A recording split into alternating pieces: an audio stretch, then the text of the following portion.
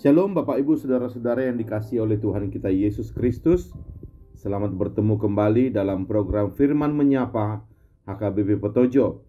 Hari ini Rabu tanggal 30 Maret 2022. Sebelum kita mendengarkan firman Tuhan, marilah terlebih dahulu kita berdoa. Bapa di dalam sorga, kami mengucap syukur untuk setiap topangan Tuhan dalam kehidupan kami. Termasuk pada hari ini, ketika kami masih bisa bangun dari tidur kami, Tuhan sudah menopang kami dengan nafas kehidupan yang Tuhan anugerahkan kepada kami. Juga Tuhan menopang kami dengan segenap pemeliharaan, kecukupan dan semuanya ya Bapa. Maka biarlah hari ini kami jalani seturut dengan kehendak Tuhan, agar topangan Tuhan dalam hidup kami tidak berlalu. Bapa, firman-Mu yang kami butuhkan, yang kami rindukan, untuk mengiringi kami menjalani hari ini seturut dengan kehendak-Mu. Berfirmanlah ya Tuhan, kami siap mendengarkan. Penuhilah kami dengan Roh Kudus-Mu, di dalam Yesus Kristus Tuhan kami. Amin. Firman Tuhan bagi kita pada hari ini tertulis dalam kitab Ayub pasal 33 ayat 4. Demikian dikatakan, Roh Allah telah membuat aku, dan nafas yang maha kuasa membuat aku hidup. Demikianlah firman Tuhan. Yang berbahagia adalah orang yang mendengarkan firman Tuhan serta memeliharanya. Amin. Jemaat yang dikasihi Tuhan, entah kenapa ketika membaca nats ini, pikiran saya langsung tertuju kepada saudara-saudara kita yang sedang terbaring lemah di rumah sakit, terutama di ruang ICU, dan sangat bergantung kepada alat-alat untuk menopang kehidupannya. Bahkan terkadang kita yang sehat mengatakan, dia hidup karena ditopang alat. Kalau seandainya alat itu dilepas, dia sudah tidak ada lagi. Sungguh rapuh dan ringkihnya keadaan seseorang yang seperti itu. Tetapi bukankah sesungguhnya kehidupan kita setiap hari juga ditopang seperti itu? Seperti halnya orang yang sakit tadi yang ditopang oleh alat-alat medis. Ya, sesungguhnya kita ini pun sedang ditopang, tapi bukan oleh alat medis, melainkan ditopang oleh nafas Allah. Persis seperti yang dikatakan oleh Elihu, teman Ayub dalam nats renungan kita hari ini. Dia berkata, nafas yang maha kuasa membuat aku hidup.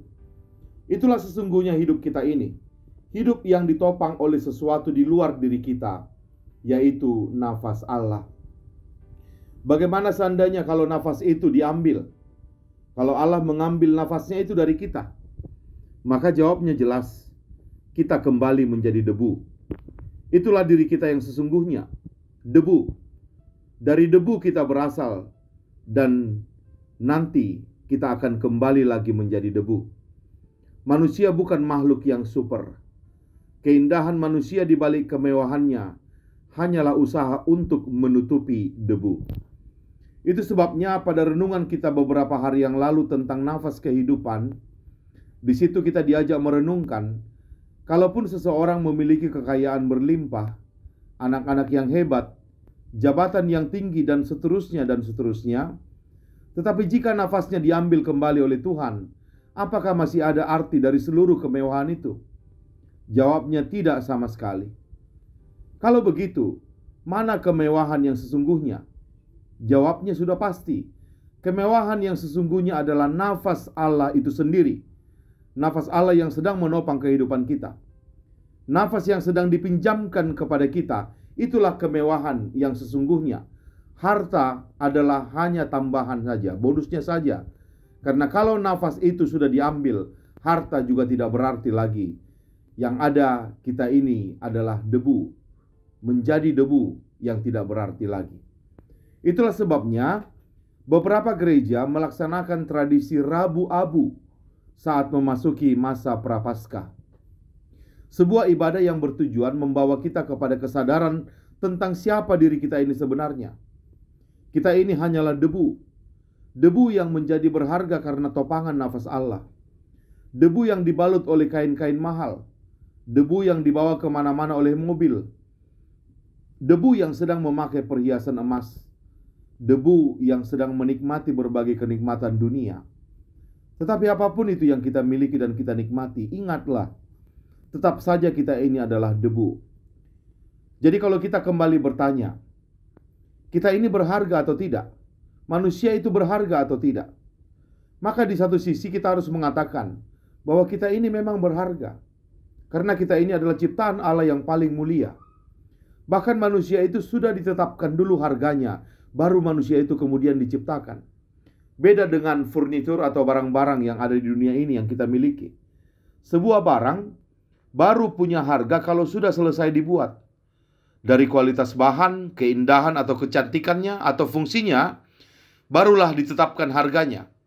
Kalau bahannya bagus, fungsinya banyak, dan tampilannya cantik atau indah, maka harga barang itu akan sangat tinggi.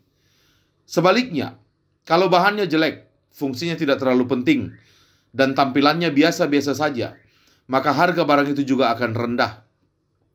Jadi, ada barang, baru ada harga. Tapi manusia tidak seperti itu. Manusia ada harga dulu, baru ada manusianya. Tuhan sudah menetapkan harga manusia sebelum Tuhan menciptakan manusia itu. Harga manusia adalah segambar dan serupa dengan Allah. Setelah ditetapkan harganya, barulah kemudian Tuhan menciptakan manusia. Dan ketika Tuhan menciptakan manusia, ada yang putih, ada yang hitam. Ada yang lahir di keluarga kaya, ada yang lahir di keluarga miskin. Ada yang gemuk, ada yang kurus, dan seterusnya. Tapi terlepas dari semua predikat yang melekat pada kita masing-masing, entah kaya atau miskin, pintar atau bodoh, menikah atau tidak menikah, dan seterusnya, harga kita sudah ditetapkan sama tingginya semua, yaitu segambar dan serupa dengan Allah. Dan yang terpenting lagi, ketika Tuhan sudah menciptakan manusia, Allah juga kemudian menghembuskan nafasnya kepada debu yang dibentuknya itu, sehingga jadilah manusia itu hidup. Jadi dari semua penjelasan ini, apakah kita berani mengatakan bahwa kita tidak berharga? Tidak sama sekali. Semua manusia itu berharga, karena diciptakan segambar dan serupa dengan Allah, dan setiap manusia memiliki Allah dalam hidupnya. Itulah nafas yang dia tarik dan dia hembuskan. Jadi siapapun dia yang kita hadapi, lawan bicara kita, kalau dia manusia, hargailah dia. Karena apa? Karena dia memang berharga. Berharga dari apa yang Tuhan berikan kepadanya, bukan dari penampilannya di dunia ini. Siapapun dia, entah itu pembantu kita, pegawai kita, tetangga kita yang menjengkelkan, dan seterusnya, lihatlah dia bukan dari statusnya atau dari penampilannya, tapi lihatlah dia dari apa yang Tuhan berikan kepada hidupnya. Bahkan ketika kita melihat ke dalam diri kita sendiri, ketika kita sendiri tidak bangga melihat diri kita, maka ingatlah firman Tuhan hari ini, bahwa engkau berharga dari apa yang sudah Tuhan berikan kepadamu. Engkau bernilai sebelum engkau dijadikan, dan dalam dirimu ada Allah, yaitu di setiap tarikan dan hembusan nafasmu. Jadi jangan menyakiti dirimu sendiri. Jangan underestimate terhadap diri kita sendiri. Sebaliknya hargailah diri kita sendiri. Karena ketika orang menyadari betapa berharganya dirinya, di saat itulah dia baru akan mampu menghargai orang lain dan memuliakan Allah yang sudah menciptakan kehidupannya berharga. Itulah kebenaran pertama, bahwa manusia itu sebenarnya sangat berharga. Tetapi di sisi lain, kalau kita kembali bertanya, apakah manusia itu berharga? Apakah kita ini berharga atau tidak?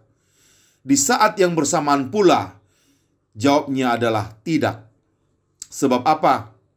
Sebab kita berharga karena apa yang Tuhan berikan kepada kita. Begitu Tuhan mengambil itu semua, mengambil apa yang Dia berikan kepada kita, kita ini hanyalah debu.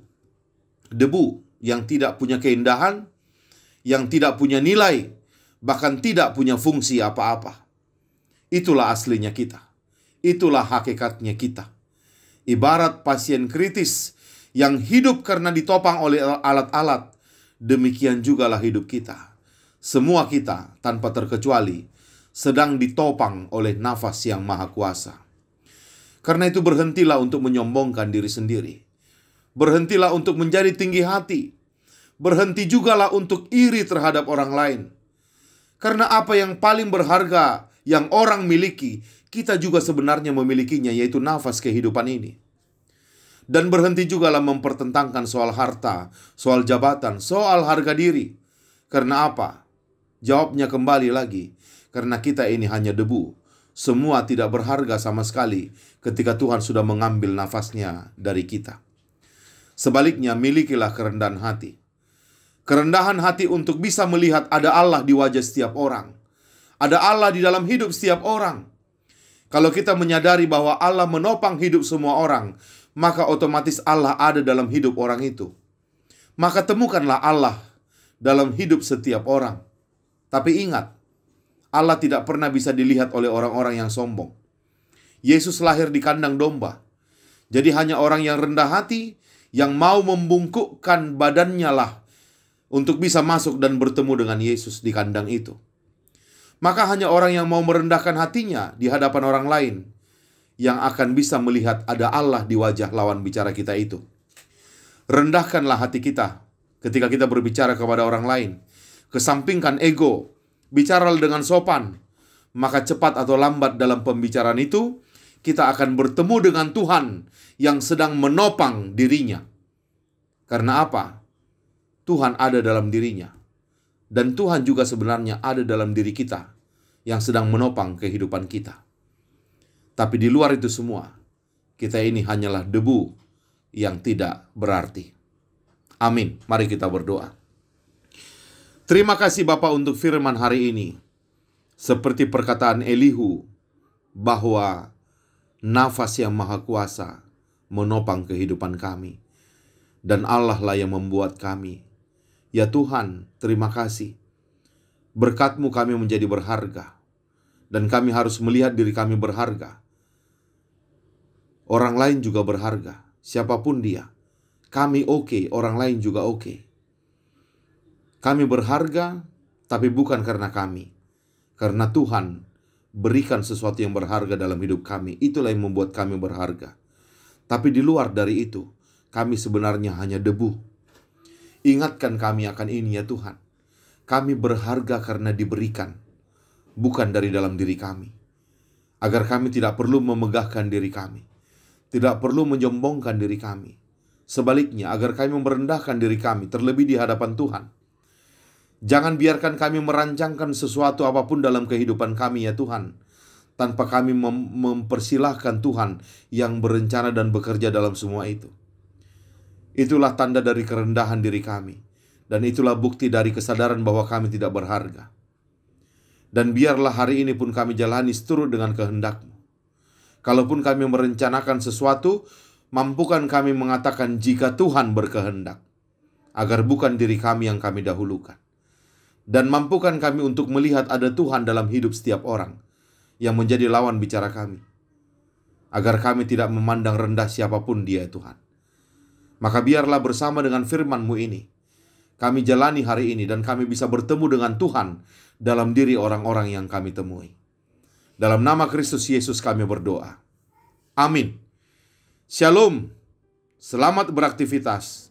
Tuhan memberkati.